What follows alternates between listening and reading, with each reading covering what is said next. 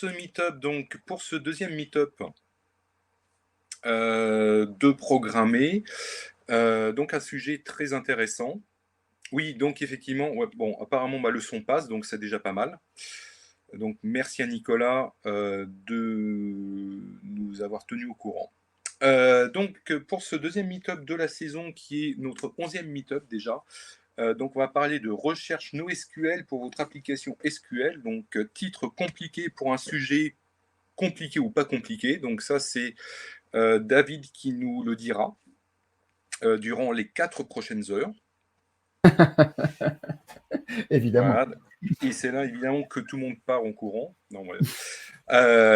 Donc, David, effectivement, nous en dira un petit peu plus dans quelques minutes, évidemment. Voilà, donc tout d'abord, j'ai oublié de modifier la slide, mais c'est pas grave. Donc, tout d'abord, nous remercions évidemment nos partenaires. Donc le CA, c'est des deux partenaires premium de nos Meetup 2020. Donc c'est en fait la cellule, c'est le centre innovation du Crédit Agricole sur toutes les nouvelles expériences que l'on peut avoir en agence et dans la banque en général. Ensuite, notre autre partenaire évidemment qui nous héberge aujourd'hui, donc c'est ZDNet et le groupe Unify. Donc merci à eux pour l'hébergement.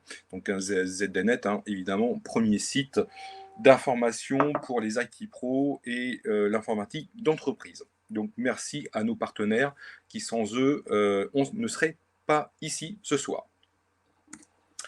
Donc programmer, sans doute que vous ne connaissez pas, donc magazine écrit par et pour les développeurs avant tout. Donc on existe depuis 1998. Et oui déjà. Donc on parle du code, on parle métier, des carrières, des technologies et encore du code parce qu'on adore le code, évidemment. Voilà.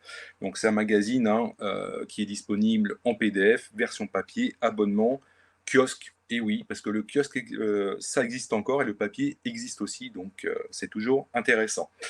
Si vous voulez partager votre expérience de code, bonne ou mauvaise, vos expériences de développement, vos technologies que vous préférez, vous pouvez nous envoyer vos contributions sur ftonic@programmer.com. Je me ferai un plaisir de vous répondre. En tout cas, j'essaye. Donc, juste en quelques mots, et ensuite je laisse la parole à David. Donc, nos deux dernières parutions, programmé numéro 242 qui est sorti il y a quelques semaines avec pas mal de choses, donc GraphSQL, l'agilité contre le DevOps, VMware, Tanzu, si vous ne connaissez pas, c'est super intéressant.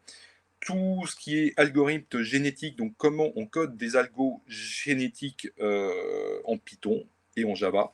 Donc, très intéressant. On parle de Scala, de Dino, de réplication sur du PostgreSQL, PostgreSQL, Jenkins, de l'informatique quantique, du Sling 4.0, donc micro-framework en PHP. Voilà, donc pas mal de choses, évidemment, et vous comprendrez aussi pourquoi le développeur doit rester zen, comme un empilement de galets sur la plage.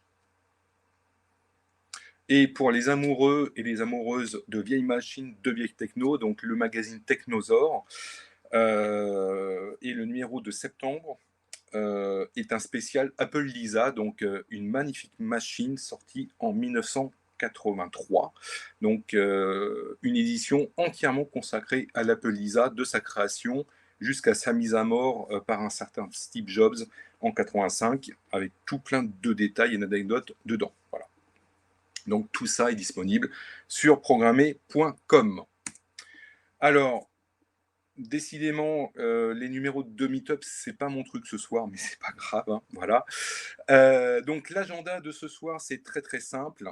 Donc je termine de vous faire signer les oreilles dans quelques secondes. Donc je terminerai mon introduction. Ensuite, c'est David qui va parler durant 1 heure ou 50 minutes de son sujet, donc recherche NoSQL pour votre application SQL. Donc David Pilato d'Elasticsearch. Et ensuite, on va conclure cette session du mardi par une petite session de questions-réponses. Alors, vous pouvez noter tout de suite aussi sur vos agendas que vous avez à côté de vous, évidemment, ou sur Calendar, Google Calendar, etc. Outlook aussi, hein, parce que ça marche aussi à Outlook. Donc, la DevCon, hein, donc DevCon, une demi-journée où on va parler code techno. 19 novembre, une DevCon spéciale .NET 5, Azure, Windows, à partir de 13h30, et c'est 6 heures de session. Voilà, donc très très grosse après-midi, 10 sessions. Donc on va parler de plein de choses, et notamment du tout nouveau .NET 5 qui sort dans quelques semaines, de Blazor, de serverless, d'Azure, d'IoT, etc., etc. Donc vraiment une très très grosse demi-journée. Donc si vous êtes développeur Windows, .NET, Azure, surtout n'oubliez pas de vous inscrire, parce que c'est vraiment une très très belle demi-journée que l'on va passer ensemble le 19 novembre.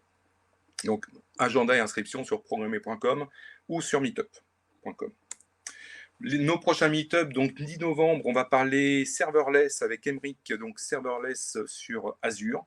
Donc si vous ne connaissez pas le serverless, c'est l'occasion de venir pour vous culturer un petit peu l'esprit et le cerveau, et savoir un peu vraiment comment aujourd'hui le serverless modèle en fait nos applications et nos architectures au niveau de l'infrastructure. Voilà, donc ça c'est le 10 novembre, donc c'est un mardi à partir de 18h30 bien évidemment.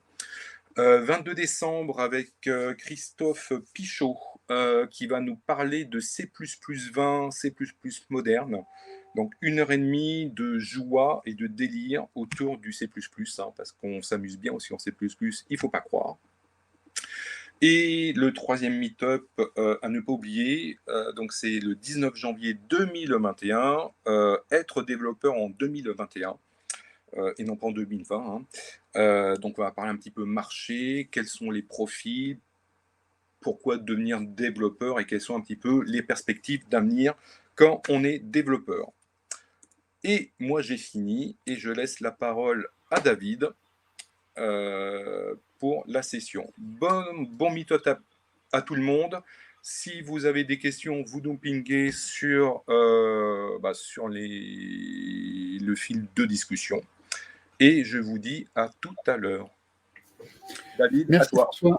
Merci beaucoup. Bonjour à tous. Bonsoir à tous plutôt. Effectivement, on est un petit peu dans la même région là. Toi, tu es à Pontoise. Moi, je suis du côté de Cergy. On aurait presque pu se retrouver dans un bar pour faire cette session, histoire d'avoir un peu de public réel. Malheureusement, dans cette période-là, c'est un petit peu compliqué de se retrouver en direct. Mais bon, je pense qu'on va quand même passer un bon moment.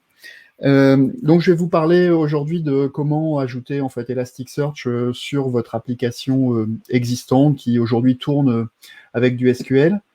Donc, j'espère que vous voyez bien mon écran. François, si tu peux me confirmer dans le chat que c'est bon, ça sera super.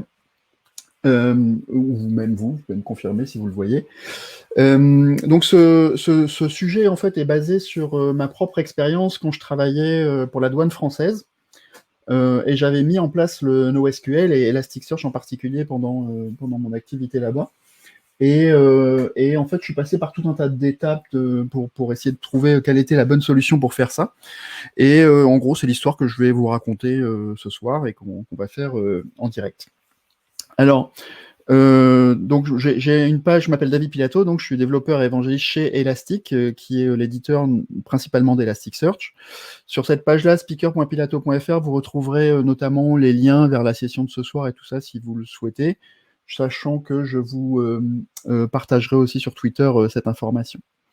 Donc je travaille chez Elastic, et Elastic, donc on édite un certain nombre de solutions basées sur une stack qui s'appelle la suite Elastic.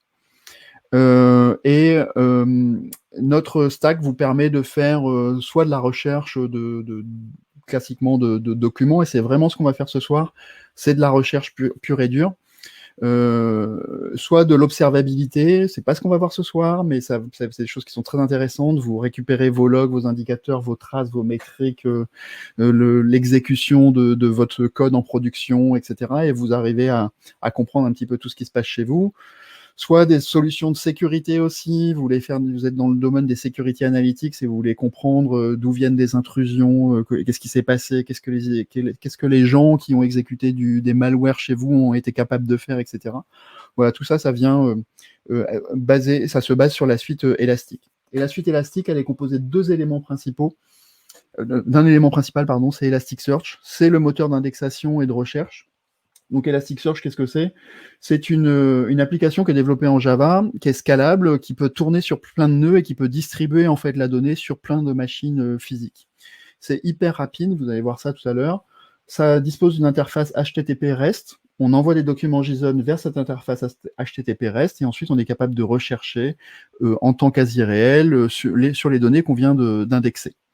Au-dessus de tout ça, vous avez une couche qui s'appelle Kibana que vous pouvez utiliser ou pas. Là, il se trouve qu'on va l'utiliser un petit peu pour passer des requêtes curl. Plutôt que de le faire en ligne de commande, on va utiliser Kibana pour ça. Et puis à la fin, je vous montrerai à la fin de la session ce qu'on peut faire au-delà de passer des commandes un peu curl, des commandes techniques dans Kibana, ce qu'on peut faire vraiment avec Kibana, avec une petite démo assez rapide. Mais le cœur de la présentation, ça va être Elasticsearch aujourd'hui. David, mais est-ce que tu peux juste rappeler ce qu'est le curl en 5 secondes? Alors curl, ça vous permet de passer des requêtes HTTP en ligne de commande en appelant donc une ressource HTTP, en passant éventuellement un document JSON, pourquoi pas en argument, et de faire exécuter cette requête-là par le serveur que vous appelez. D'accord. Et c'est compatible avec le fameux HTTP2, je présume? Aucun souci de transit? Oui, je n'ai pas vu de problème, je suppose. Je suppose. Ok. Merci à toi. Je t'en prie. Si vous voulez en savoir plus sur Elastic, en ce moment commence aujourd'hui d'ailleurs notre conférence Elasticon Global et il y aura, je crois que c'est demain ou après-demain, toute une journée sur le time zone européen où vous pourrez assister à nos keynotes, voilà, quelles sont les nouveautés autour de la suite Elastic, etc. Inscrivez-vous, c'est gratuit, vous allez sur notre site elastic.co, vous cliquez sur ce lien et vous pouvez vous inscrire et accéder à ces ressources-là. En parlant de gratuit, tout ce que je vais vous montrer ce soir est dans la version basique gratuite, donc il n'y a absolument rien de payant dans ce que je vous montre. Donc j'ai un compte Twitter, je m'appelle Dadouné sur Twitter, c'est ici, et je parlerai à la fin et je vous posterai à la fin le lien vers les ressources que vous pourrez trouver sur la démo que je vais faire aujourd'hui. En parlant de cette démo, je vais partir d'un entrepôt de code sur GitHub ici qui s'appelle Legacy Search. Sur la branche Legacy, en fait, je vais partir de ce code-là pour faire toute la démonstration que je vais vous faire aujourd'hui. Alors, vous avez vu que j'ai fait des petites mises à jour récemment. J'espère que tout va bien se passer, du coup. Si vous avez envie de reproduire ce que j'ai fait, vous pouvez aller faire un check-out de ce code-là, récupérer ce code, et vous verrez qu'il y a plusieurs branches, en fait. Et ces branches correspondent aux différentes étapes par lesquelles je vais passer. Donc, si vous voulez voir ce qui s'est passé d'une étape à une autre, vous faites une comparaison entre les deux branches et vous allez pouvoir voir, du coup, le code qui a été modifié. Donc, si vous voulez tout refaire. La version finale sur laquelle on sera, si c'est celle que vous voulez exécuter à la fin, ça sera la 06 Fusines, si tout se passe bien. Voilà. Donc, je vais rentrer dans le vif du sujet. Aujourd'hui, je pars d'une application donc, qui tourne dans mon IntelliJ ici, où vous allez voir je vais gérer des bins, donc des entités qui concernent des personnes physiques. Donc je fais du code Java ici. Hein. Donc j'ai un bin qui s'appelle personne, dans lequel je vais avoir le nom, la date de naissance, le genre, le nombre d'enfants, puis après dessous des données marketing qui sont des compteurs générés aléatoirement, et puis une adresse aussi qui va comprendre notamment le pays, la ville, et puis des coordonnées géographiques, latitude, longitude.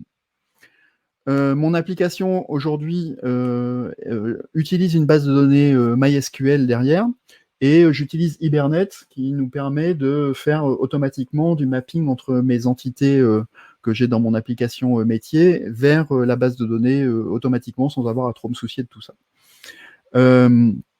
On voit que les tables qui sont générées dans la base MySQL sont très similaires à ce que j'ai d'ailleurs comme bin. Donc j'ai une table pour personne, une table pour adresse et une table pour marketing. Donc ça, c'est ce que j'ai aujourd'hui. J'ai démarré mon application qui tourne déjà depuis un petit moment. Voilà, là, elle fonctionne localement sur ma machine. Et ce qui me permet de voir cette interface. Dans cette interface, je vais trouver un moteur de recherche de personnes avec une fonction, je dirais, simple et une fonction un peu plus avancée. Je vais vous expliquer ce que c'est. Alors pour l'instant, quand je cherche, j'ai absolument rien parce que je n'ai généré aucune donnée pour l'instant. Donc je vais générer un petit peu quelques entités. Donc je ne sais pas, je vais en générer 1000 par exemple. Donc je vais générer aléatoirement 1000 personnes avec des adresses, des gens, des nombres d'enfants, etc. générés aléatoirement, des noms générés aléatoirement. Et je vais envoyer ça vers la base de données MySQL. Donc là, c'est ce qui est en train d'être exécuté, c'est ce que vous voyez en train de se faire ici. Et si je vais dans la partie recherche, j'actualise, ben on voit que j'ai des nouveaux documents qui arrivent, là 206 documents qui arrivent. On voit mes premiers documents de la liste. Et là-dedans, je suis capable de chercher. Donc si je cherche des Joe, par exemple, ben voici mes Joe qui ont été indexés jusqu'à présent. J'ai un moteur de recherche avancé où je peux spécifiquement dire que je veux chercher dans le champ nom, dans le champ pays ou dans le champ ville. Donc Joe, qui vit en France et qui vit à Paris, par exemple. Donc voici mon Joe qui vit en France et qui vit à Paris. Donc là, j'ai accès à mon entité. Quand je cherche, ici, je suis capable de chercher également dans d'autres champs que le champ nom. Donc je peux chercher dans la ville, par exemple. Ici, je vois tous les individus qui habitent Paris. Alors comment tout ça est codé derrière? Si je vais voir un petit peu le code source de mon application, je vais voir que, d'abord, comment je fais pour sauvegarder mes entités dans la base de données. En fait, c'est très simple, je rentre dans une couche de service, ici, qui s'appelle Person Service, et à chaque fois que j'ai généré une entité que je veux la sauvegarder dans la base, je vais dans cette méthode save, où je reçois mon entité entière, mon objet personne, et j'utilise ce person repository, donc qui m'est offert par Spring Data ici, et derrière qui utilise Hibernate Search. Et ce person repository va automatiquement sauvegarder mon entité dans les bonnes tables, etc., sans que j'ai à me soucier de tout ça. Et je récupère ensuite mon entité. Quand je fais une recherche, quand je fais une recherche à la Google, j'arrive de l'interface avec ce que l'utilisateur a saisi dans la boîte, dans le petit champ texte, avec cette valeur Q ici. Et puis, ce que je dis, c'est que si l'utilisateur n'a rien saisi, que Q est vide, à ce moment-là, je vais utiliser toujours mon person repository dont j'ai parlé tout à l'heure pour lui dire « trouve-moi tous les éléments ». Donc, j'ai aucun critère particulier, j'y trouve-moi tous les éléments. Sinon, si l'utilisateur a saisi quelque chose, fais une recherche qui est « find like Google ». Et ça, c'est ce que j'ai implémenté dans mon repository. Et en gros, l'implémentation SQL qu'il y a derrière, c'est sélectionne-moi les personnes, fais une jointure avec la table adresse et peut-être la table marketing, non, ici j'ai même pas besoin, et cherche-moi ce que l'utilisateur a saisi dans le champ name, ou dans la table adresse qui est liée dans le champ country, ou dans la table adresse qui est liée dans le champ city. Donc c'est comme ça que ça va fonctionner. Quand je cherchais Paris, en fait, ça a matché ici sur le champ adresse.city, et c'est pour ça que j'ai pu retrouver mes entités. Donc c'est typiquement ce que fait ce Find Like Google ici. Donc tout ça marche très bien. Et puis la recherche avancée, c'est un petit peu le même principe. Je récupère de l'interface ce que l'utilisateur a saisi optionnellement dans le champ name, dans le champ country et dans le champ city. Et puis si les choses ont été setées, je crée un bin exemple. C'est ce que je fais ici. Là, je crée un bin exemple. Et je lui dis, tu vas chercher les informations dans le champ name, dans le champ adresse country, dans le champ adresse city, et exécute-moi tout ça. Voilà. Bon, pas mal de magie derrière tout ça, mais c'est ce que me propose Spring Data derrière. Alors, tout ça a l'air de fonctionner correctement. Donc, on va retourner dans ma recherche. Ici, et j'ai dit que je peux chercher sur le champ nom, donc Joe Smith, ça marche très bien. Alors, je peux chercher sur le nom de famille. Alors, Smith, Joe, par exemple, là, on voit qu'il y a un souci, ça ne fonctionne pas. On sait que j'ai un Joe Smith, mais il n'arrive pas à trouver Smith Joe. Alors, pourquoi ça? C'est parce que dans la requête que j'ai faite tout à l'heure et que je vous ai présentée, en fait, ici, je mets Smith espace Joe. Et je cherche directement ces valeurs-là. Et on voit bien que ça ne peut pas fonctionner dans ce cas-là, puisque dans le nom, dans l'entité telle que j'ai enregistrée, moi, le nom, c'est Joe Smith. Alors, ce qu'il faudrait que je fasse, c'est sans doute que je coupe aux espaces et que j'essaye des combinaisons des deux termes que j'ai trouvé Joe ou Smith, Joe et Smith au choix, mais du coup, ça va me complexifier un petit peu ma requête. Bon, ça c'est un des soucis qu'on a ici, qu'il faudrait peut-être résoudre. Tiens, en passant, si je fais gsmos, pareil, ça marche pas. Donc là, je peux avoir des typos, l'utilisateur peut faire des petites typos. Comment je peux faire pour résoudre le problème? Alors, il y a plein de solutions SQL, il y a des solutions pas très élégantes qui seraient d'essayer de mettre un point d'interrogation et essayer de faire toutes les combinaisons de caractères possibles pour voir si j'arrive à catcher ce que l'utilisateur cherche, mais bon, ça va commencer peut-être à poser des problèmes, cette histoire. Je vous ai dit que je peux chercher dans le champ nom, dans le champ pays et dans le champ ville. Donc, si je cherche dans France, en fait, je vais trouver un certain nombre de résultats, ça marche très bien. Par contre, il y a quelque chose qui me choque dans les résultats. Alors, je ne sais pas si ça vous choque aussi. Ici, j'ai Joe Smith en première ligne qui est en France, mais la deuxième ligne, c'est quelqu'un qui vit en Italie. Oui, mais c'est normal, parce qu'en fait, c'est France Gall. Bon, j'adore, et j'adorais France Gall, j'adore toujours France Gall d'ailleurs. Mais j'ai France dans le nom. Donc, effectivement, c'est normal que je récupère France. C'est pas choquant que j'ai France Gall comme résultat. Ce qui est choquant pour moi, c'est la position dans laquelle France Gall m'est restituée. J'ai l'impression que France dans le nom, c'est quelque chose qui est très rare, et donc c'est vraisemblablement quelque chose que je suis en train de chercher. Alors que France dans le pays, c'est pas vraiment déterminant. Et je m'attendrais à ce que France Gall, ça soit en haut de ma liste, et non pas en deuxième position. Alors pourquoi c'est en deuxième position? C'est tout simplement c'est la deuxième entité que j'ai insérée dans ma base de données, et le moteur là me restitue les données dans le sens dans lesquels je les ai insérées.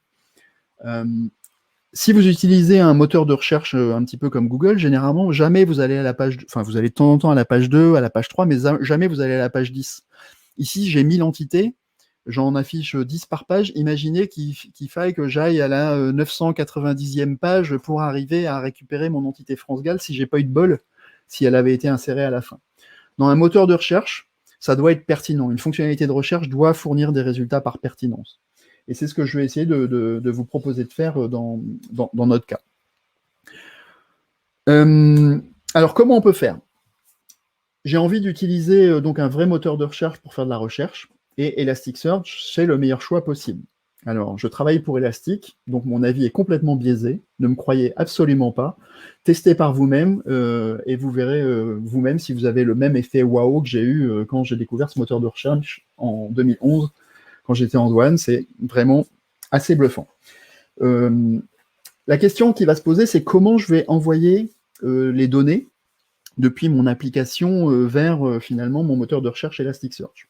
Donc je pourrais imaginer lire la base de données à intervalles réguliers en utilisant un ETL par exemple, comme Talend, comme MulESB ou Logstash. Logstash, c'est un ETL qu'on édite nous-mêmes chez Elasticsearch. Et on pourrait dire que toutes les 5 minutes, je vais lancer un batch qui va relire les entités qu'il y a dans ma base et réindexer ça dans Elasticsearch. Et quels sont les problèmes? Si je fais ça toutes les 5 minutes, ça veut dire que mon utilisateur qui clique dans mon application métier sur le bouton Save, il va falloir qu'il attende 5 minutes éventuellement pour que la donnée soit disponible dans le moteur de recherche. Et ça, pour moi, on est très loin du temps réel. J'ai l'impression que c'est pas vraiment, en tout cas pour la douane et mon cas d'utilisation, c'était vraiment pas ce que je voulais faire. Je voulais être le plus proche possible du temps réel. Donc 5 minutes, ça marche pas. Comment je gère les updates? Quand j'ai une mise à jour d'une entité qui est faite, 5 minutes à chaque fois que mon batch tourne, est-ce que je récupère toutes les entités de la base, ou alors est-ce que j'essaye d'être un petit peu plus intelligent et ne récupérer que ce qui a été modifié? Si je veux récupérer ce qui a été modifié, ça veut dire qu'il faut que j'ajoute une colonne technique dans mes tables pour dire voici la dernière date de modification et récupérer les derniers éléments modifiés depuis la dernière fois que mon batch a tourné. Ça se fait, hein, mais ça complexifie un petit peu mon modèle et puis ma gestion. Comment je gère les deletes? Ça, c'est encore pire. Parce que quand vous faites tourner votre batch, si vous avez fait un delete dans la base, vous devez être au courant qu'il y a quelque chose qui ne revient pas, puisque ça a été effacé, et ce truc-là qui ne revient pas, vous devez l'effacer. Donc ça, c'est très compliqué. Alors, vous pouvez utiliser des triggers éventuellement. Moi, j'aime pas trop cette méthode-là. Ou alors, vous pourriez utiliser une table technique qui va vous lister la liste des ID qui sont à effacer. Et donc, faire tourner un autre batch qui dit régulièrement, toutes les 5 minutes, est-ce que j'ai des entités à effacer? Bref, tout ça, c'est une méthode que j'avais essayée à l'origine. Et en fait, j'ai trouvé ça vraiment pas pratique. À la place de faire ça, moi, ce que je conseille, c'est si vous avez accès à l'application métier qui génère la donnée, En réalité, c'est d'envoyer la donnée vers Elasticsearch dans la même transaction que vous envoyez la donnée vers la base de données relationnelle. Et donc, c'est le propos de la démonstration que je vais vous faire maintenant. C'est ce qu'on va faire. On va essayer de faire cette connexion en direct. Alors, la première chose dont j'ai besoin, c'est qu'il va falloir que je rajoute une dépendance sur mon projet Elasticsearch. Donc, je vais récupérer mon client Elasticsearch. Donc, j'utilise la toute dernière version d'Elasticsearch qui a été publiée, la 7.9.2. Et là, j'utilise alors deux clients. Je dois déclarer pas mal de choses ici. C'est parce que Spring Data vient avec certaines dépendances et peut faire conflit, donc je force mes dépendances ici. Je vais utiliser un client haut niveau, et c'est surtout celui-là qui nous intéresse ici.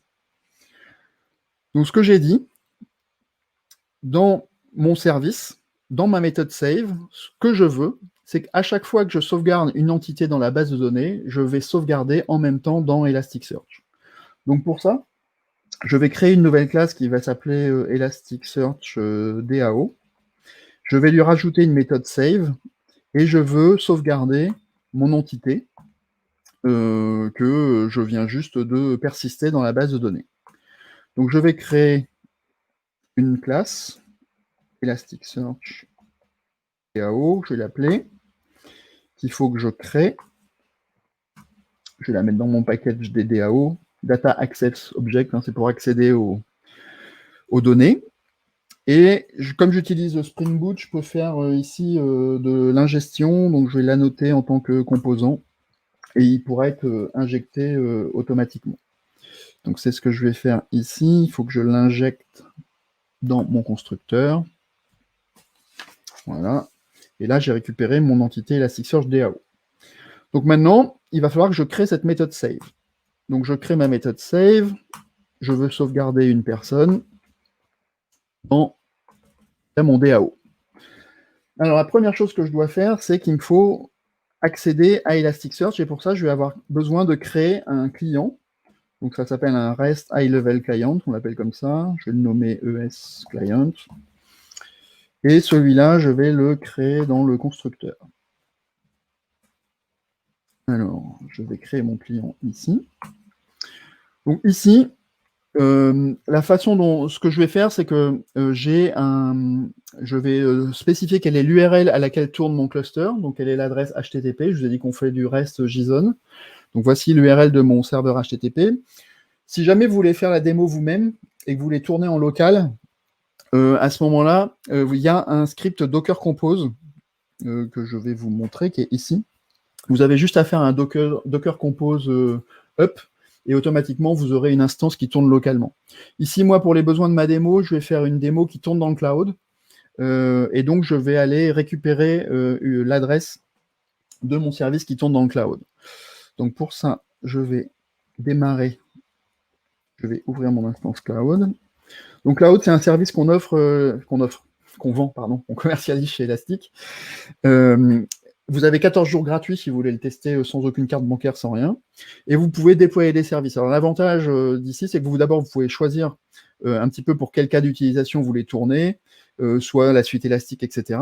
Et vous pouvez choisir chez quel provider de cloud vous voulez tourner. Vous allez avoir bientôt une session sur Azure, par exemple. Vous voulez faire tourner Elastic sur Azure, et à ce moment-là, vous choisissez Azure comme provider, votre région, etc. Et tout est automatiquement déployé pour vous. Vous avez même des montées de gestion de version en un seul clic, donc tout ça est assez pratique.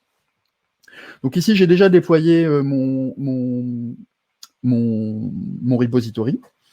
Je vais copier le point d'accès Elasticsearch, et du coup, je vais aller le recopier ici. Mon URL est ici. Donc voilà l'adresse de mon cluster. Et je vais changer mes logins et mes mots de passe. Donc j'ai créé un petit login et un mot de passe par défaut, ici Legacy, qui me permettent d'accéder à mon cluster. Donc ici, j'ai une instance de mon client qui est démarrée. Donc la première chose que j'ai envie de faire, c'est vérifier que j'arrive bien à me connecter à mon cluster. Donc je vais appeler mon client, et puis je vais faire la méthode qu'on appelle info, avec des options par défaut. Tac. Ici, ça peut envoyer une exception. Et ce truc-là peut me renvoyer une réponse. Je vais appeler info, pourquoi pas. Et puis là, je vais faire un petit log. Ah oui, il faut que je rajoute un logger ici.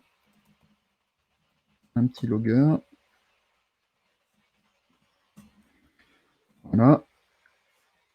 Et je vais loguer cette information, info, et je vais mettre connected, vérifier qu'on est bien connecté, to le cluster. Et puis on va lui demander quelle est la version qui tourne en ce moment à distance.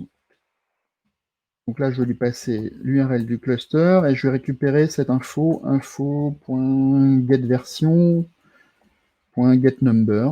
Voilà. Donc ici, il va m'afficher du coup, est-ce que j'arrive bien à me connecter au cluster. On va voir tout à l'heure ça en exécution. Donc j'ai mon client. Donc maintenant, je vais avoir besoin d'implémenter ma méthode save avec ce client. Comment je peux faire ça? La première chose dont j'ai besoin, en fait, il va falloir que je sérialise mon objet personne en document JSON. Et en Java, on a un projet qui s'appelle Jackson, qui est super pratique, qui permet de faire cette sérialisation, désérialisation comme on a besoin. Et Jackson fournit une classe qui s'appelle le Object Mapper, que je vais utiliser ici, et que je vais injecter dans mon constructeur. Et oui, c'est bon, je l'ai. Et grâce à cette classe-là, je vais pouvoir prendre mon mapper.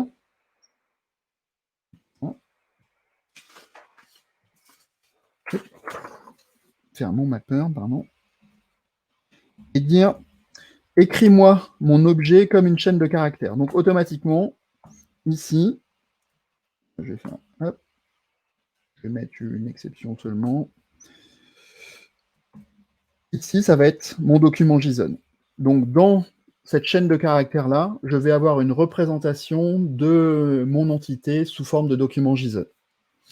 Donc la deuxième chose que je dois faire maintenant, c'est prendre mon client et indexer ce client en faisant une nouvelle requête. La question que me pose Elasticsearch, c'est vers quel index tu veux envoyer ce document. Et bien, on va envoyer ça vers un index qui s'appelle personne. Je vais mettre des options par défaut. Et ce que je dois préciser, c'est quel est l'ID du document. Alors, si je ne précise pas d'ID, il va être automatiquement généré pour nous. Il se trouve qu'une des bonnes pratiques que j'ai trouvées, c'est que quand vous avez une entité qui est générée dans une base de données MySQL, généralement SQL, qu'importe, généralement cette entité a un ID unique. C'est très pratique d'utiliser le même ID pour Elasticsearch, de façon à voir si un jour vous avez des écarts, retrouver facilement ces écarts. Donc là, c'est ce que j'ai fait ici. Et derrière, qu'est-ce qu'il me faut? Il faut que je précise le document JSON lui-même. Donc je prends mon document JSON et je lui dis que c'est du JSON. Donc, en gros, avec ces deux lignes de code, je suis capable d'envoyer vers mon client, vers mon Elasticsearch, un document JSON qui représente l'entité. Donc normalement, ça devrait être bon. Donc je vais compiler ce code-là. Il me dit que j'ai un problème. OK. Alors en effet, ici, j'ai dit que je pouvais lever une exception. Si jamais j'arrive pas à communiquer avec Elasticsearch, qu'est-ce que je peux faire? Alors la première chose que je peux faire, c'est simplement faire un throw de l'exception pour le remonter plus haut. Et en gros, ce que ça pourrait faire, c'est faire un rollback de la transaction qui est en cours. Elasticsearch n'est pas transactionnel, hein, ça c'est ce qu'il faut avoir en tête par contre. Donc, si jamais j'avais démarré une transaction SQL et que j'ai un problème au niveau de la persistance Elasticsearch, à ce moment-là, je vais annuler cette transaction. Dans mon cas, en douane, moi j'avais trouvé que quand l'utilisateur clique sur le bouton Save dans l'application métier, même si le moteur de recherche n'arrive pas à persister l'entité, je veux absolument sauvegarder l'entité dans la base de données. Le moteur de recherche est beaucoup moins important que sauvegarder vraiment l'entité. Donc ce que j'avais fait, c'est que j'avais fait un petit try-catch, et puis derrière, j'avais fait un truc du style, je log à mes copains de la prod que on a un problème, quoi. Un truc comme ça. Une belle trace. très joli. En réalité, je faisais autre chose. Ce que je faisais, c'est que j'envoyais vers une queue de messagerie asynchrone toutes les entités que je n'ai pas réussi à persister. Et puis ensuite, je revenais avec un batch régulièrement pour voir si j'avais des entités qui n'avaient pas été sauvegardées correctement pour les repasser dès qu'Elasticsearch était à nouveau en service. Donc c'était un moyen que j'avais trouvé pour régler ce problème-là. Donc ça, c'est bon. On a réussi à sauvegarder notre entité. Enfin, j'espère. On va voir ça tout à l'heure en action. Tant que j'y suis, je vais vous montrer comment on fait pour synchroniser l'effacement. Je vous ai parlé tout à l'heure que d'effacer l'entité après coup, c'est compliqué. Ben là, je peux le faire aussi dans la même transaction. Donc, j'ai ma méthode delete qui est appelée au niveau du service, où j'efface mon entité dans la base de données. Ben là, je peux utiliser encore mon DAO, implémenter une méthode delete, où je vais effacer une entité par l'ID. Je vais créer cette méthode. Voici l'ID. Alors, comment on efface une entité dans Elasticsearch? Ben, c'est simple, on fait un delete. On fait delete request. Et là, il nous demande quel est l'index, quel est l'ID. L'index, c'est personne. Et l'ID, c'est celui qu'on a passé. Alors, il faut le mettre sous forme de chaîne de caractères. Donc, je fais un truc comme ça. Je rajoute les options qui vont bien. Et ça peut aussi envoyer une exception. Voilà, je compile. Je pense que tout va passer ce coup-ci. Voilà, tout a bien compilé. OK, donc on va pouvoir redémarrer mon application. Je redémarre mon application. Et pendant que c'est en train de redémarrer, je vais ouvrir Kibana. Donc Kibana, je vous en ai parlé tout à l'heure, ça vous offre une interface d'accès à vos données pour les différents cas d'utilisation que vous pouvez avoir, observabilité, etc. Là, ici, moi, ce que je veux faire, c'est aller dans la partie qui s'appelle DevTools. Et DevTools va me permettre de passer des requêtes comme je ferais en ligne de commande avec un curl.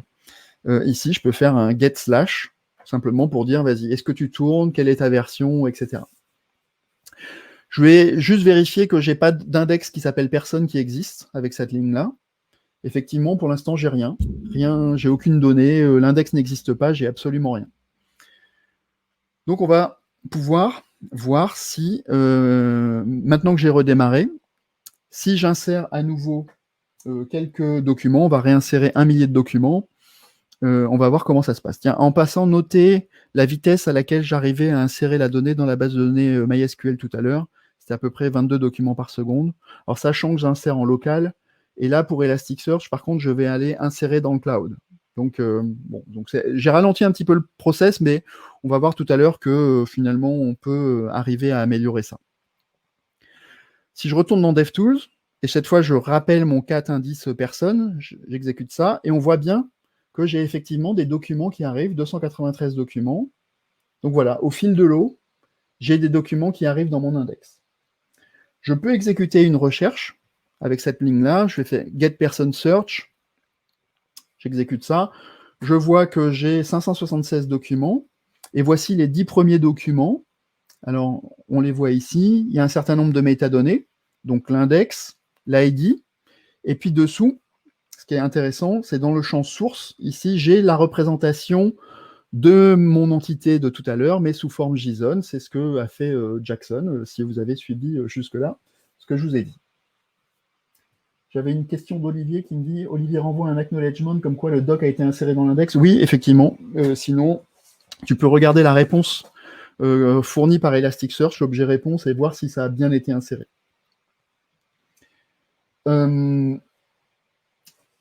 Donc, ici, je sais pas où j'en suis, voilà, il a fini d'insérer mes 1000 documents.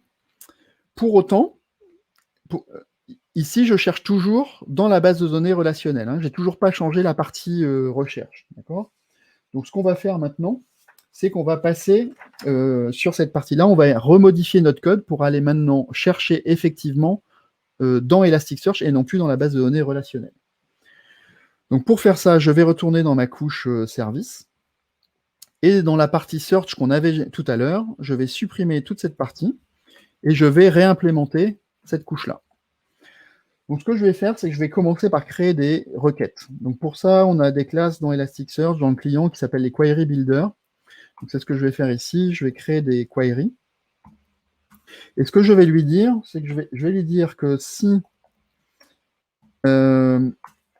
L'utilisateur n'a rien saisi, donc comme tout à l'heure.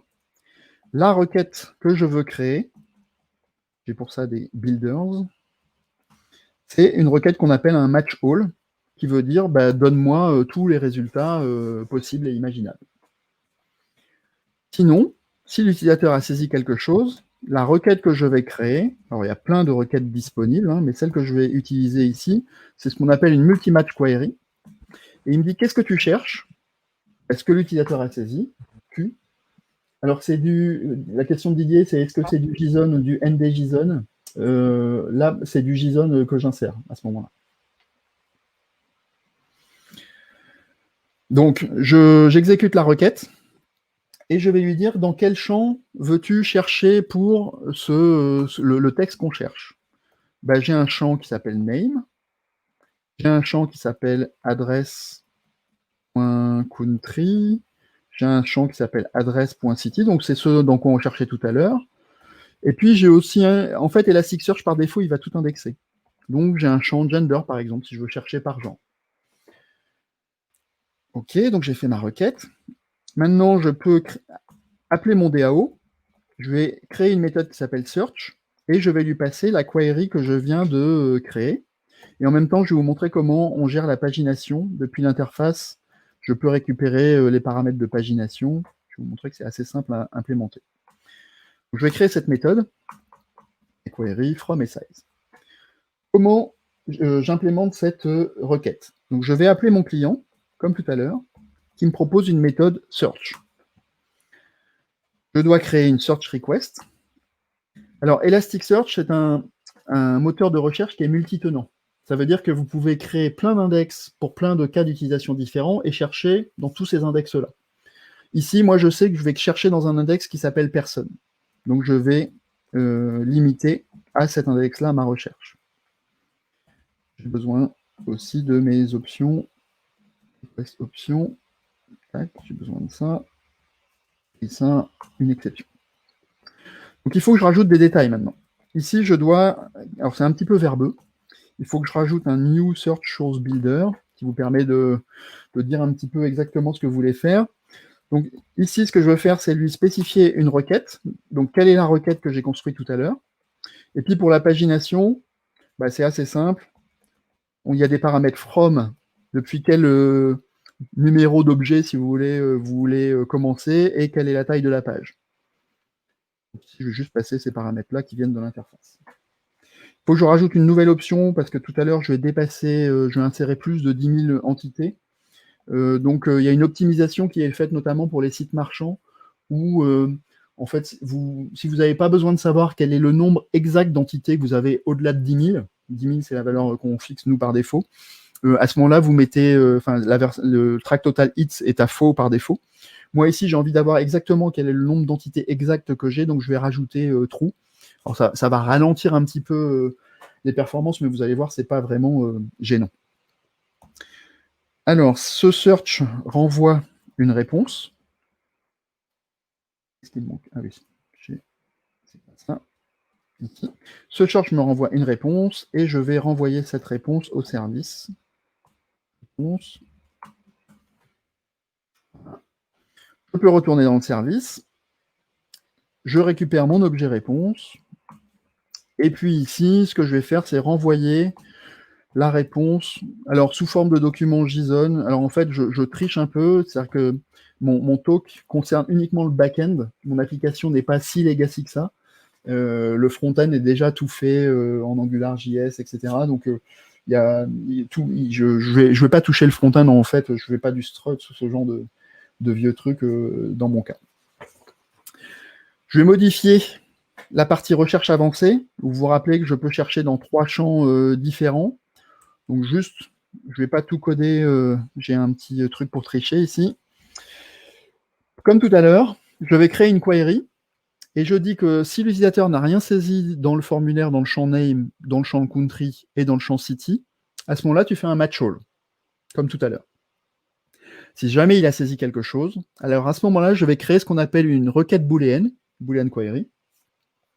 Et si l'utilisateur a saisi quelque chose dans le champ name, à ce moment-là, ça doit matcher obligatoirement, must, match sur le champ name de mon document JSON.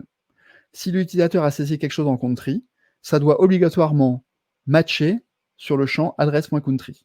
Et pareil sur city. Et après, j'appelle la même méthode search que je viens juste de construire tout à l'heure.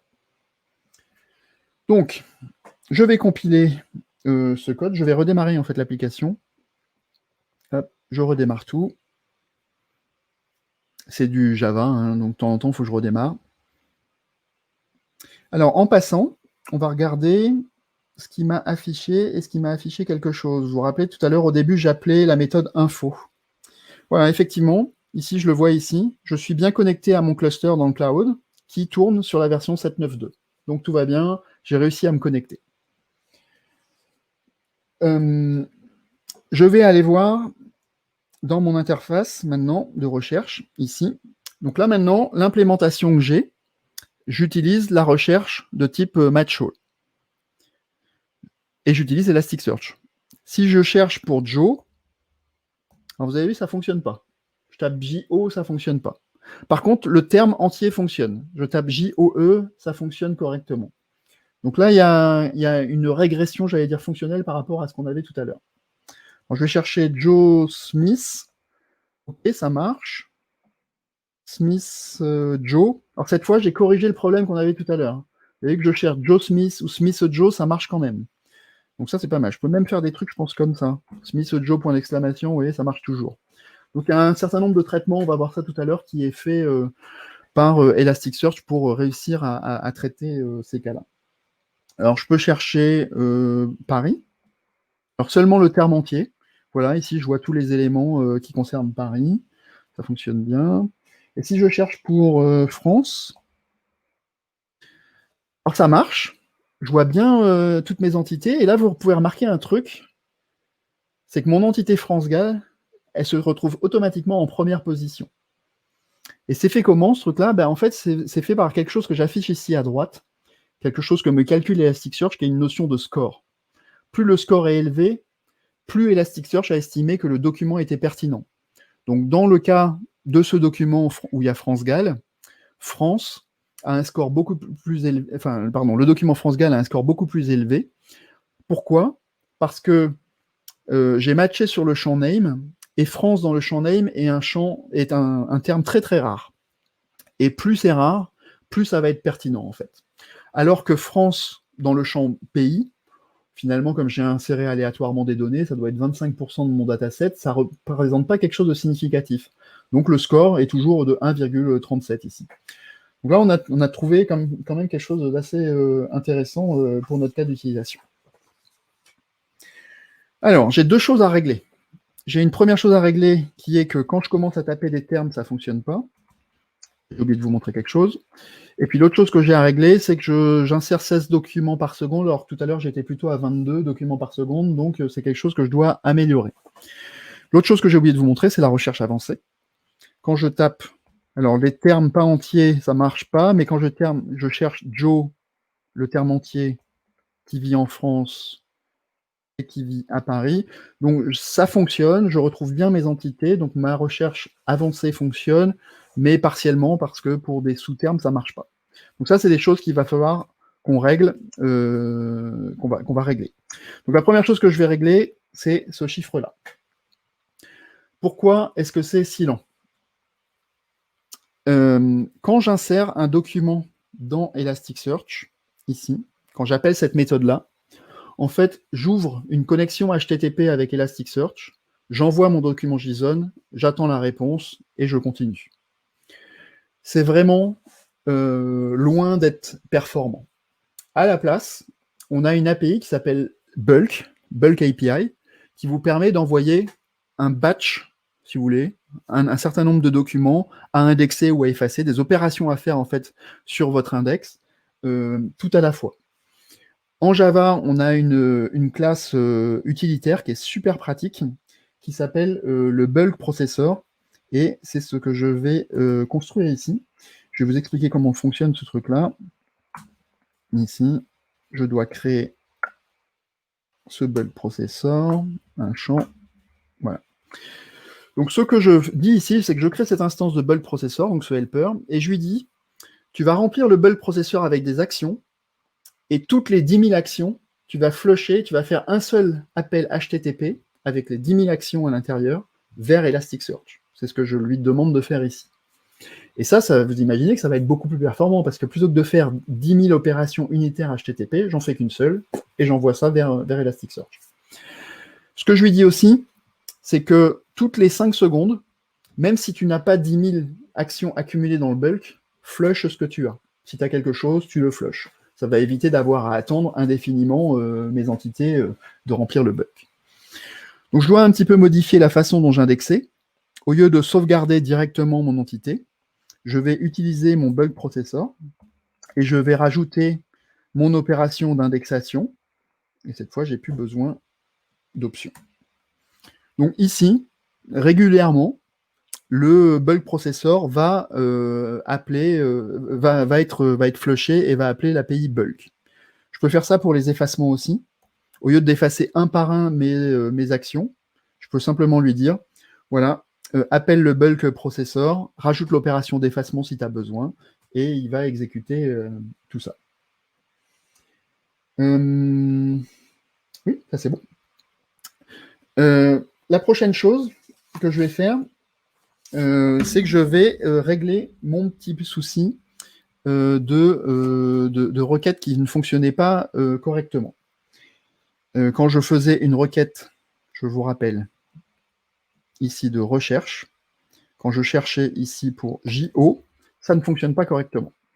Alors, pourquoi ça ne fonctionne pas correctement? Pour ça, il faut que je vous explique ce qui se passe dans Elasticsearch quand vous indexez des documents et quand vous cherchez des documents. D'abord, ce que fait Elasticsearch automatiquement pour vous, là vous avez vu, on n'a rien configuré de particulier. Elasticsearch essaye de déterminer automatiquement ce que vous êtes en train de faire. Alors des fois, il le fait bien et des fois, il le fait mal. Donc il génère pour vous ce qu'on appelle un mapping, c'est un équivalent d'un schéma en SQL, en fait, où il va vous décrire que voilà, vous avez un moment dit, par exemple, dans votre document, qu'il y avait un champ name, et par défaut, ce champ name, vous voulez faire du full text search dessus, donc il le voit comme un type texte, et il va utiliser ce qu'on appelle un analyseur de texte, qui est un analyseur de texte standard pour Elasticsearch, pour analyser cette chaîne de caractères lors de la phase d'indexation et lors de la phase de recherche. Pour vous expliquer ce que fait un analyseur, il y a une API qui est super pratique, qui s'appelle Analyze, qu'on voit ici.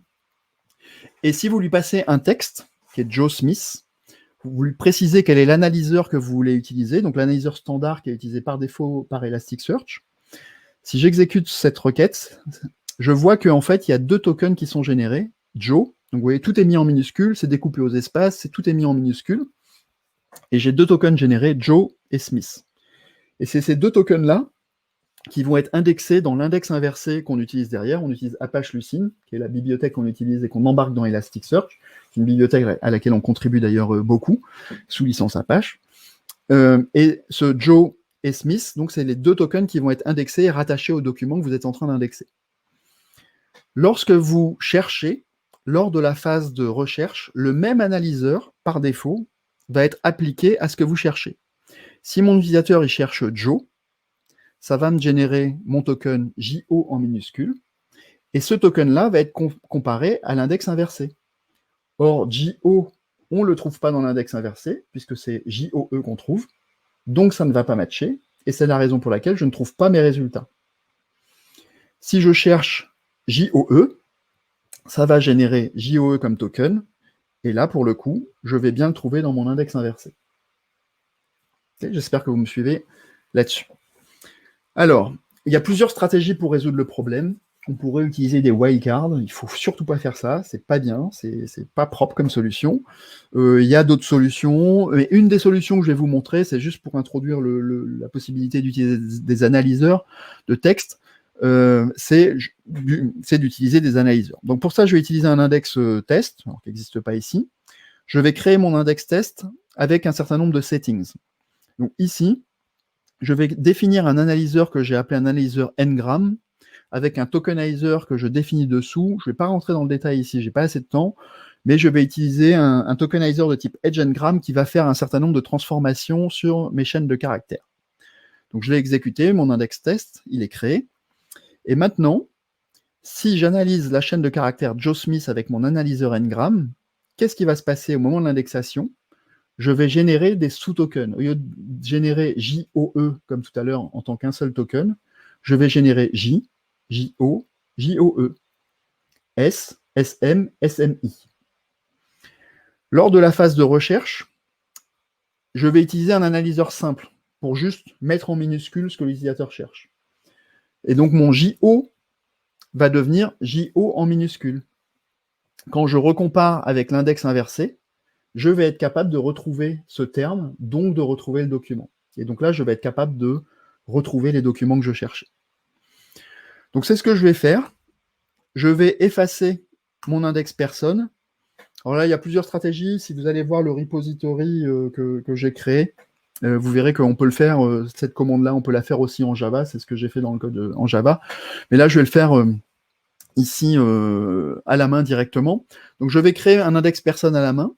Je vais les définir des settings. Alors les settings, je vais définir typiquement l'analyseur qu'on a vu tout à l'heure, donc mon Ngram tokenizer, cette stratégie-là. Et puis je vais les définir un mapping. Cette fois, je vais dire à Elasticsearch, je te force la main. Je ne veux pas que tu devines à ma place ce qu'il y a à faire. Je vais te forcer la main et je vais te dire exactement ce que tu dois faire. Donc sur le champ name qu'on voyait tout à l'heure, par exemple, ce que je lui dis, c'est si tu cherches dans le champ name, tu vas continuer à utiliser la stratégie qu'on a vue tout à l'heure. Donc on fait du full text search et j'utilise l'analyseur standard par défaut. Mais au moment de l'indexation, tu vas générer un sous-champ qui s'appelle name.ngram et tu vas appliquer mon analyseur ngram que je viens juste de créer. Donc il va créer des sous-tokens, ce qu'on a vu. À l'indexation et à la recherche, tu vas utiliser l'analyseur simple qui fait juste du lowercase. Donc ça, c'est ce que je vais faire pour le champ name. Si je regarde le champ adresse.city, bah c'est comme tout à l'heure. Par défaut, si je cherche dans adresse.city, il va juste chercher en faisant du full text search, en utilisant l'analyseur standard. Mais à l'indexation, il va me générer un champ ngram. Donc, si je cherche dans adresse.city.ngram, j'utiliserai ma stratégie de sous-token. Et puis, je lui dis aussi, tiens, tu vas me générer un autre sous-champ qui s'appelle adresse.city.keyword et qui est de type keyword. Alors ça sert à quoi, le type keyword? Ça sert, par exemple, quand vous voulez faire des analytics, et je vais en faire tout à l'heure. Calcule-moi la représentation de mon résultat sur le champ city. Donc la distribution de mes documents, de mes résultats sur un champ donné, par exemple. Ou pour faire du tri. Si vous voulez faire du tri sur un champ, vous devez utiliser le type keyword. Donc là, c'est ce qu'on fait. Donc je définis ici tout mon mapping, comme j'ai besoin de le faire. J'exécute cette requête. Et voilà, j'ai créé mon index personne. Donc ce que je peux faire maintenant, c'est redémarrer mon application. Donc je vais redémarrer en mode debug. Ici.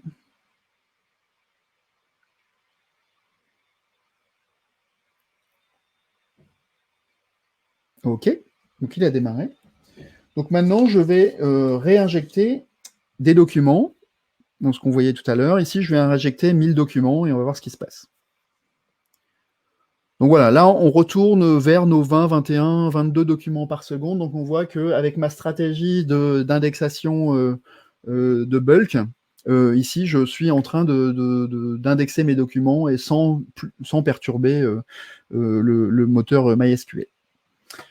Donc si je cherche, j'ai toujours mes documents qui arrivent. Alors vous allez voir que le nombre de hits ne se rafraîchit pas tout de suite. Ici, ça va être toutes les 5 secondes à peu près. Je vais avoir un rafraîchissement. Bah oui, c'est ce que j'ai dit, c'est mon bulk qui tourne toutes les 5 secondes. Alors si je cherche pour Joe, bah, ça ne marche toujours pas. Pourquoi ça ne marche pas? Parce que je cherche toujours dans le champ name, comme tout à l'heure. Donc là, il faut que je modifie un petit peu mes requêtes maintenant. Dans mon person service, plutôt que de chercher ici dans le champ name, en fait, je vais chercher dans le champ name.ngram. Vous vous rappelez, est généré, qui est un sous-champ généré au moment de l'indexation. Pareil pour gender, pareil pour country, pareil pour city. Puis ce que je vais faire aussi, je vais rajouter une autre chose, c'est que je vais lui dire, si jamais tu matches exactement sur le champ name, à ce moment-là, je veux que tu boostes le score que tu as calculé sur ce champ-là. Ça veut dire que si tu matches exactement sur le champ name, je veux vraiment que ce document soit vraiment mis en avant par rapport aux résultats, par rapport à des résultats qui seraient partiels dans le champ ngram. Donc ça, c'est des possibilités que vous avez d'ajuster le score. Alors, il y a plein de choses très avancées que vous pouvez faire au niveau du scoring.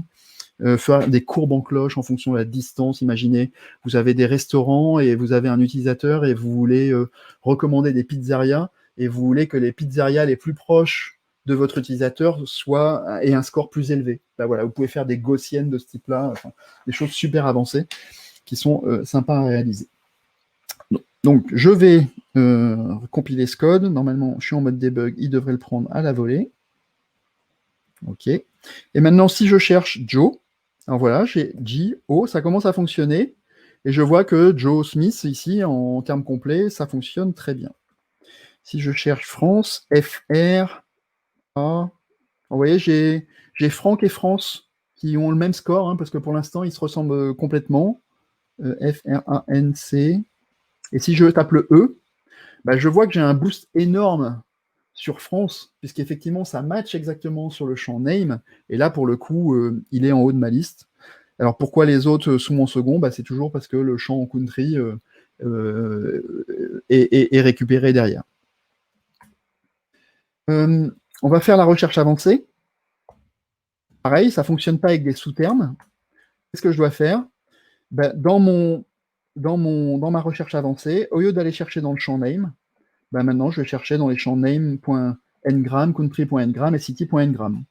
Je compile, j'exécute, je retourne dans ma recherche. Si je tape JO qui vit en France et qui vit à Paris, voilà, je retrouve mes résultats. Donc je suis iso-fonctionnel avec ce qu'on avait tout à l'heure, voire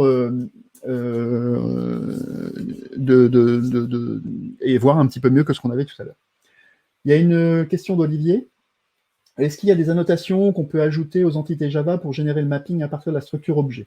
Alors, pas dans Elasticsearch. Elasticsearch ne fournit pas ça. Mais si tu utilises un projet comme Hibernate Search, par exemple, ou Spring Data Elasticsearch, ces projets-là peuvent t'aider à magiquement générer ces choses-là. Mon avis personnel est que je préfère gérer ça à la main, parce qu'il y a tout un tas de fonctionnalités qui sont disponibles dans Elasticsearch auxquelles tu n'as pas accès en standard avec ces projets-là. C'est un petit peu restrictif ce que tu peux faire, donc, mais pour des cas d'utilisation très standard, ça fera complètement l'affaire. Voilà. Moi, ici, je préfère avoir la main dessus, et sachant que, enfin, on l'a vu ici, hein, ça ne me coûte pas très cher de générer ce genre de schéma assez facilement. Il suffit d'envoyer un objet, une entité par défaut, on demande à Elasticsearch son mapping, qu'il a généré automatiquement, et après on va juste l'éditer, et ça se fait très facilement. Ok. Alors, souvent on me pose la question de mais est-ce que quand même Elasticsearch ralentit pas un petit peu le process ici d'injection dans la base SQL? Donc ce que je vais faire, pour vous montrer que ce n'est pas tout à fait le cas, je vais tricher un petit peu, et dans mon person service, je vais arrêter d'appeler ma méthode save de mon repository. Je vais simplement virer ça. Et ce que je vais faire, je vais juste sauvegarder l'entité que dans Elasticsearch, cette fois. Alors, pour ça, comme j'ai plus d'ID qui est généré par la base de données, il faut du coup que je supprime cet ID et que je laisse Elasticsearch automatiquement générer l'ID pour moi. Donc, je vais recompiler ce petit bout de code. Et ce qu'on va voir, c'est que si j'indexe 1000 documents, ben là, ça va être beaucoup plus rapide. Si j'en indexe 10 000, voilà, ça va un peu plus vite. Donc, je vais essayer d'en indexer 1 million. Je ne sais pas si on aura le temps de le voir. Bon, je pense que si, quand même. Donc là, ça va réduire. Au début, ça va assez vite parce que j'accumule les bulks. Finalement, c'est assez lent. Vous voyez, je fais à peu près du 6000 documents par seconde. Sachant que je suis dans le cloud, hein, je vais sur Internet, j'ai mon flux vidéo qui tourne en même temps, etc. Mais ça reste quand même relativement rapide. Si vous faites tourner ça en local sur votre machine, là, sur un Mac comme le mien par exemple, je suis plutôt à 10-12 000 documents par seconde sans faire aucun effort au niveau de mon indexation. Et ce qui est sympa, c'est que normalement, si je fais une recherche maintenant là-dedans, ça devrait fonctionner assez rapidement. Donc si je cherche mes entités, alors au début ça peut être un petit peu lent, si je cherche mes Joe, on voit que ici, je ne sais pas combien de documents j'ai indexés pour l'instant, mais en 3 millisecondes, j'ai récupéré 370 documents. 235 000, 245 000. Donc on voit mes entités qui arrivent petit à petit et assez rapidement. Donc ça, c'est assez intéressant. Et on va essayer de faire un petit peu plus que ça. Parce que ce qui serait sympa, c'est d'avoir maintenant quelle est la distribution de mes documents par pays ou par ville pour avoir un petit aperçu de comment sont distribués mes résultats. Alors, il y a une question d'Abderrahim. Le token analyzer a forcément un impact sur la taille de l'index dans ce cas, puisque pour notre champ, on va stocker presque toutes les combinaisons possibles. Oui, c'est exact. N'oublions pas, avec la réplication, ça peut grimper vite. Oui, c'est encore exact. Donc après, ça dépend de ce qu'on veut faire. Si on veut être rapide, et si on veut proposer une recherche la plus rapide possible à nos utilisateurs, ça vaut le coup de se payer un petit peu d'espace disque. Sachant que dans Elasticsearch, il y a tout un tas d'optimisations possibles. Quand je stocke J, je ne vais pas le stocker pour chaque entité. Je vais rentrer dans mon index J et je vais dire avec quel ID de document ça match. Et donc ça, c'est hautement compressé, ces structures de données-là. Donc finalement, ça coûte un peu cher, mais c'est pas si coûteux que ça. Et la réplication, oui, ça c'est un bon problème à avoir. Hein. Si on veut que quand un nœud Elasticsearch tombe, je continue à fournir la fonctionnalité de recherche, il vaut mieux avoir de la réplication. Mais c'est un bon souci à avoir. Mais oui, je suis d'accord avec toi, effectivement, je ne l'ai pas souligné tout à l'heure, ça va obligatoirement augmenter la taille de l'index, la stratégie que j'ai utilisée.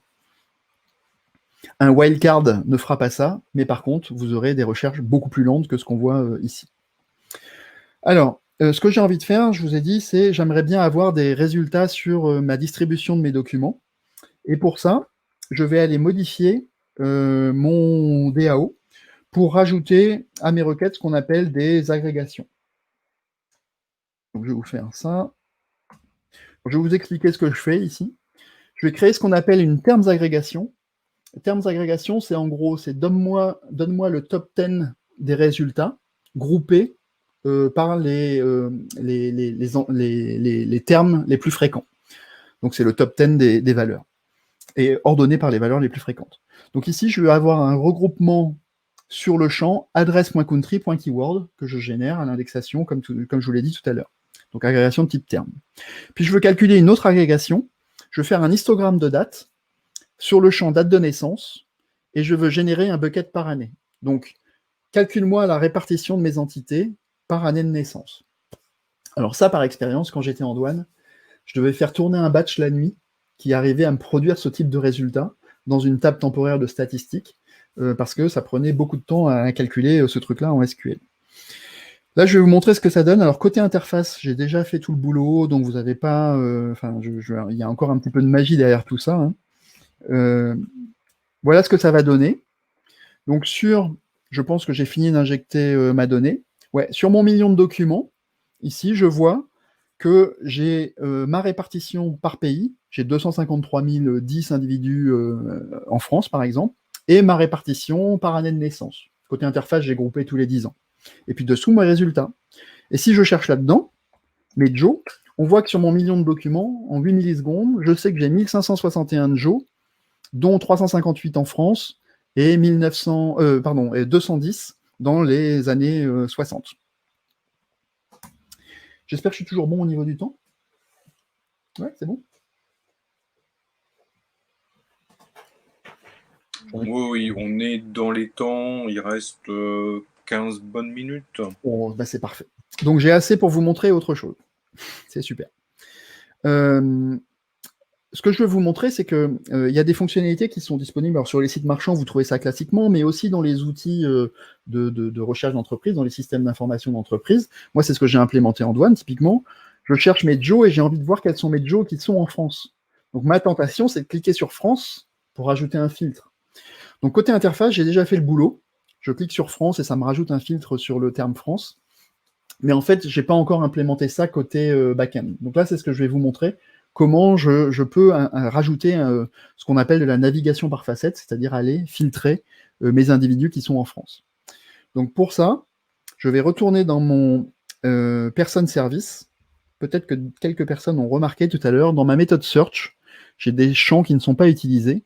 J'ai un filtre par pays et j'ai un filtre par date. Alors, le filtre par date, c'est pareil. C'est ici, si je clique sur année 50, j'aimerais bien voir toutes mes entités qui sont entre 1950 et 1960 non inclus.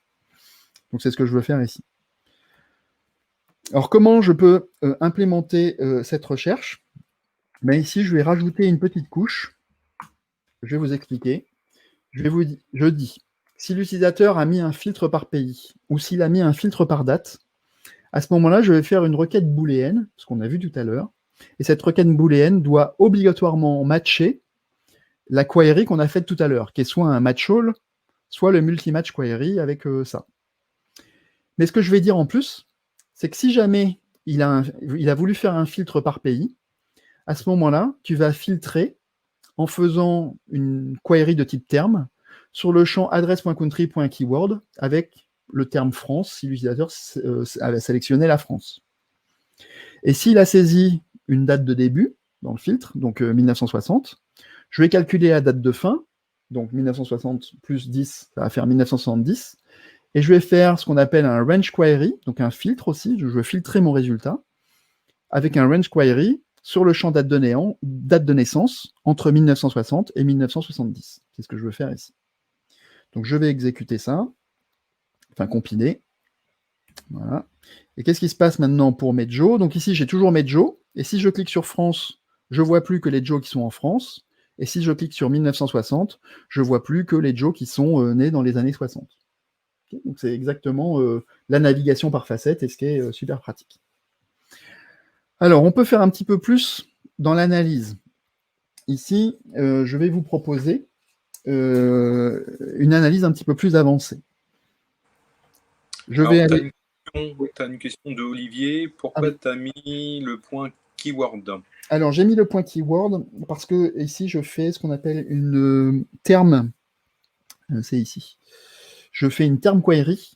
Et donc, je veux que ça matche exactement sur le terme France avec F majuscule R-A-N-C-E. Et comme j'utilise un terme keyword, comme j'utilise le champ keyword n'est pas analysé, ni à l'indexation, ni à la recherche, et donc ça doit matcher exactement. C'est pour ça que j'utilise ce champ keyword. C'est une bonne pratique, en fait, quand on fait des term query, aller chercher sur des champs de type keyword. D'abord, c'est plus rapide au niveau de l'exécution. Et puis là, pour la navigation par facette, je sais exactement ce sur quoi je cherche, c'est pas du match qui est un peu plus approximatif. Alors, je retourne dans mon DAO, et ici, en fait, je vais remplacer cette première agrégation par quelque chose d'un peu plus avancé. Je vais faire ça. Je vais dire, je fais toujours une agrégation de type terme par pays sur le champ address.country by keyword, et dessous, je veux que tu fasses une sous-agrégation. Donc, tu commences à faire un premier niveau d'agrégation par pays.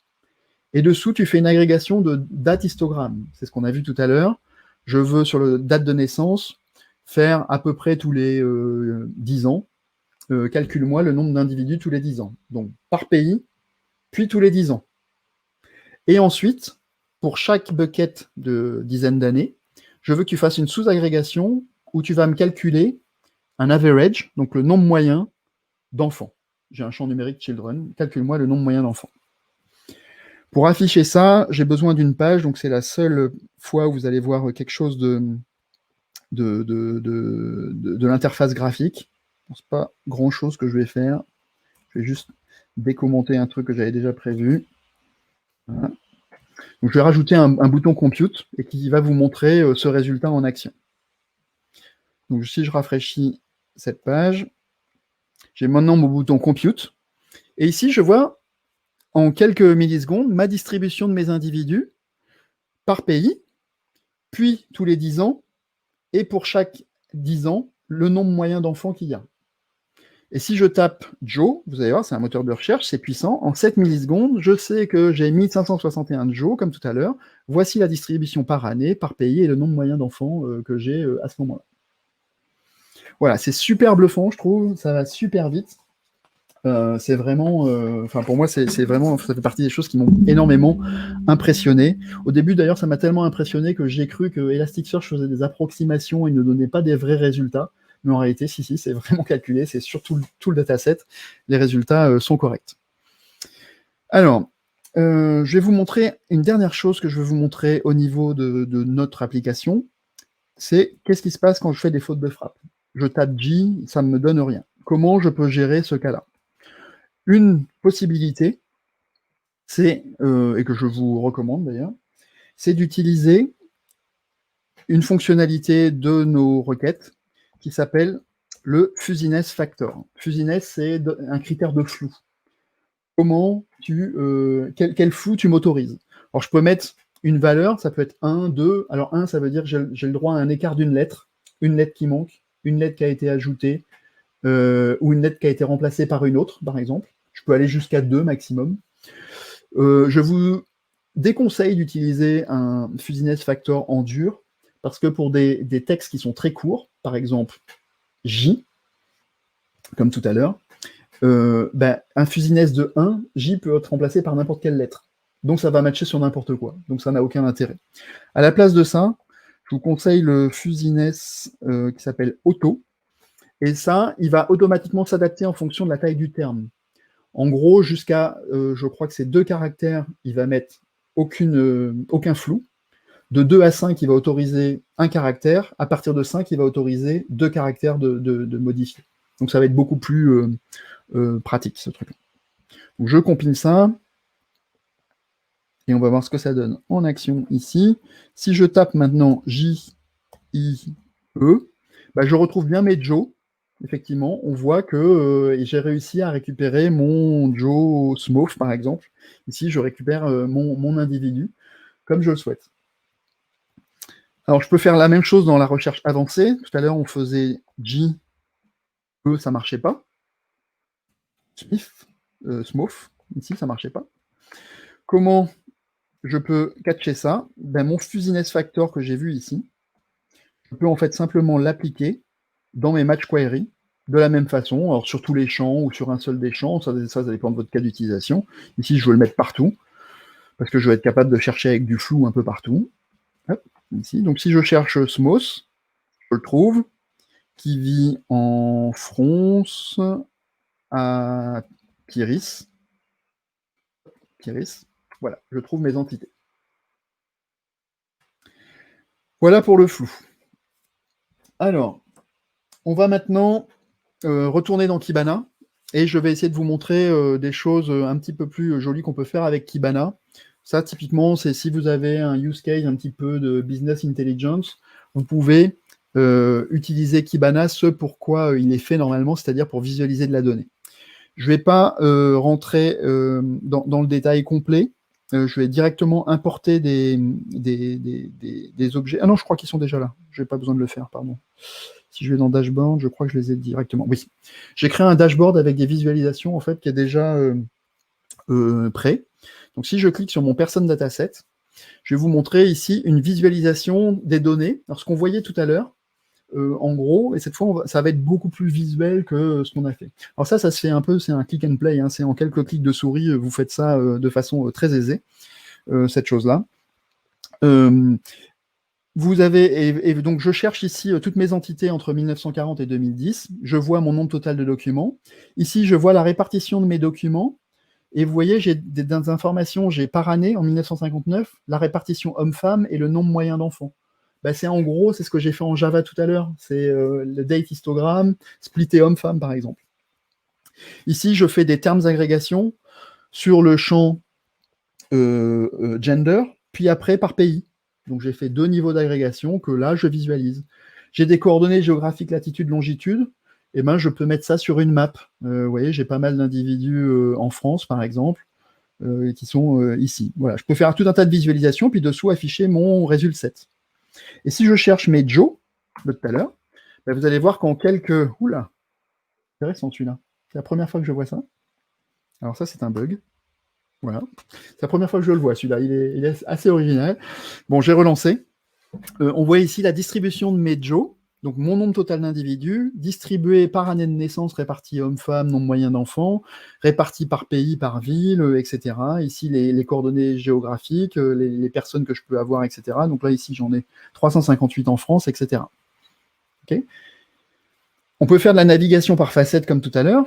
Je peux aller voir, par exemple, tiens, je vais aller voir toutes les femmes, toutes les Joe femmes. Je vais cliquer ici.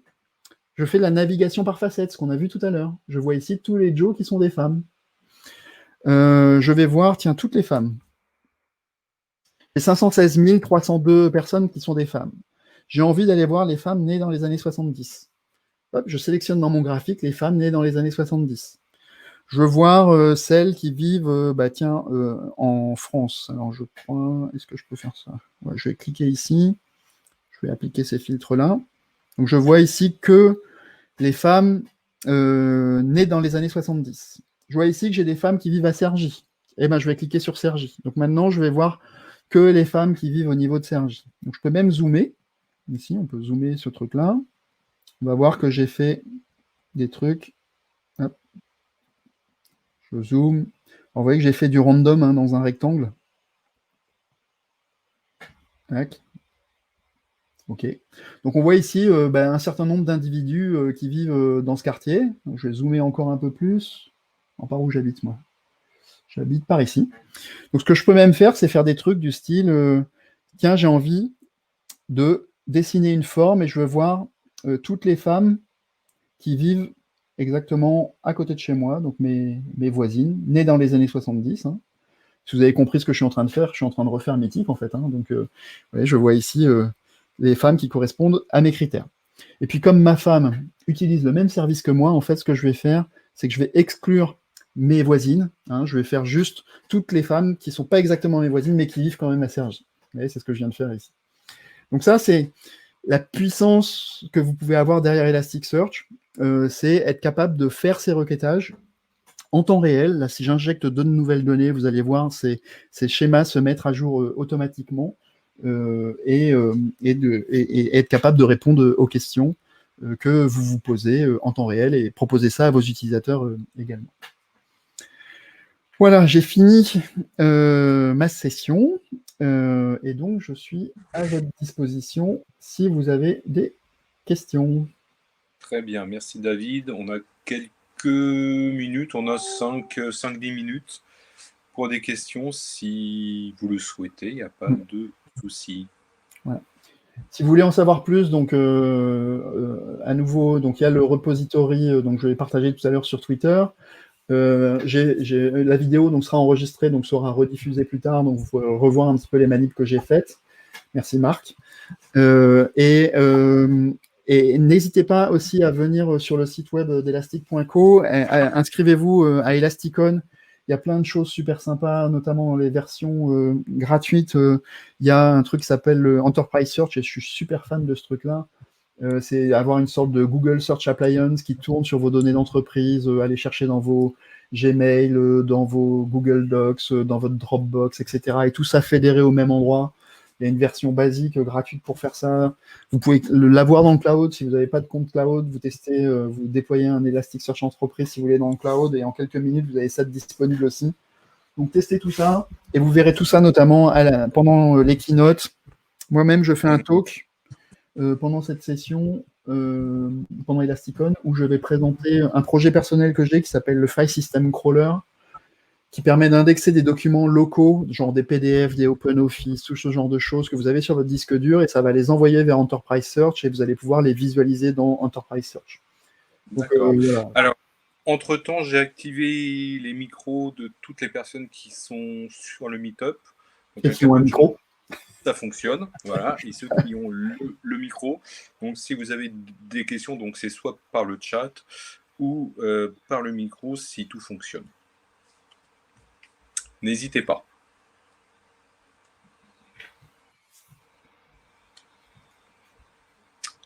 Alors, en attendant qu'on ait un volontaire, oui, pardon?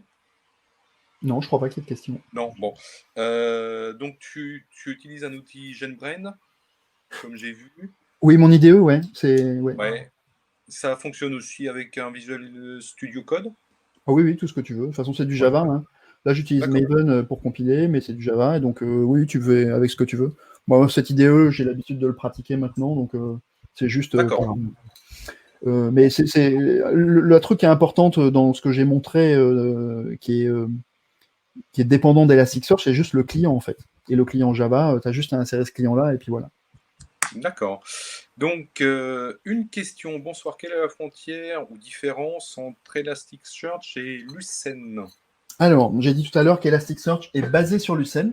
Ça veut dire que tous les index qu'on génère, en fait, ce sont des mini-index Lucene qui sont générés localement sur le disque dur de chacune des machines sur lesquelles on va distribuer les données. Donc Elasticsearch est une surcouche de Lucene. Si tu connais Solar, par exemple, c'est comme Solar est une surcouche de Lucene, c'est exactement le même principe. Voilà, sauf que nous, on va distribuer Lucene, être capable d'injecter des dizaines de millions de documents par seconde s'il faut, sur des centaines de nœuds s'il faut, être capable de rechercher sur des pétaoctets de données s'il faut, alors que Lucene va avoir des limites qui sont les limites physiques de la machine, puisque Lucene ne tourne que sur une seule machine et sur un seul nœud. D'accord. Merci. Allez, on a encore le temps pour 2-3 questions. Et après, on libère tout le monde.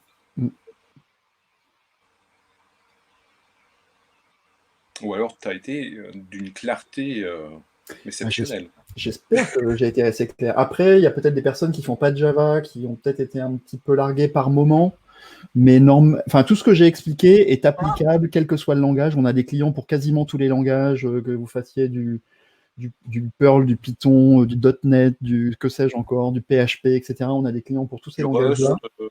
Ou alors Rust, mon collègue Sylvain, qui est à Toulouse, qui travaille justement sur cette partie-là. Alors, je ne sais pas s'il y a un client Rust qui est sorti encore, mais il y a quelque chose. Il est fan de Rust, donc il est en train de travailler dessus. Et il est en train de réécrire le client Java d'ailleurs, parce que le client Java aujourd'hui a un inconvénient, c'est qu'il vient avec beaucoup trop de dépendances. Il tire tout Elasticsearch et tout Lucene, qui est beaucoup trop, et donc voilà. Alors, Olivier pose la question. Le sharding de base, quand on fait Mumuse avec ES, c'est quoi? 3 shards par index? Non, c'est un seul shard par index, sauf dans les versions avant la version 6, où on avait 5 shards par défaut.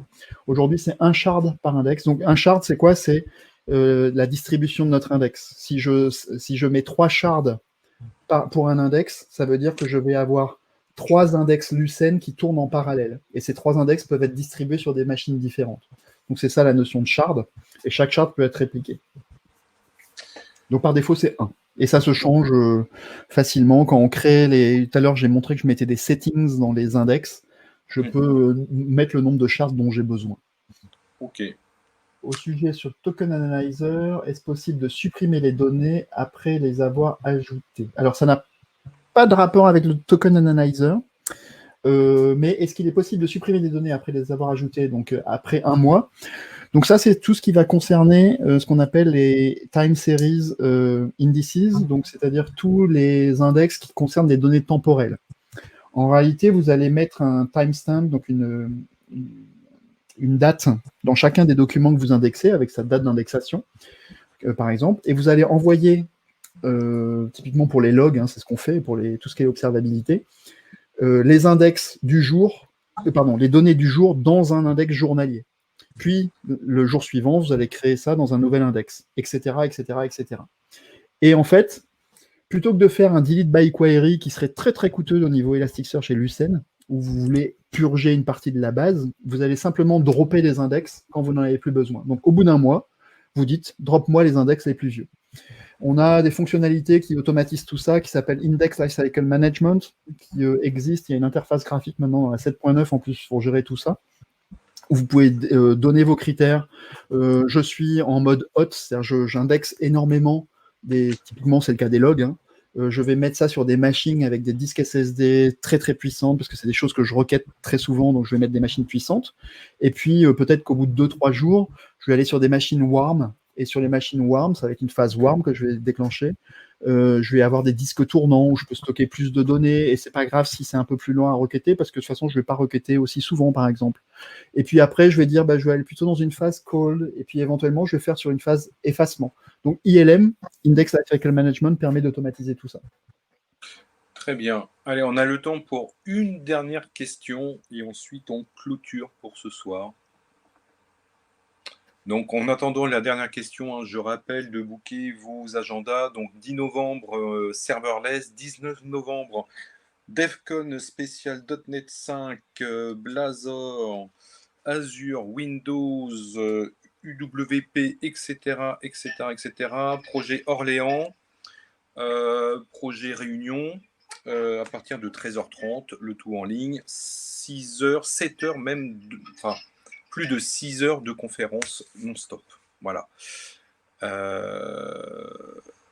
Bon, je crois qu'on a épuisé les questions pour ce soir. David, un grand merci à toi. Avec Un grand plaisir. merci à tout le monde. Bonne J'espère que soirée. cette session vous a plu.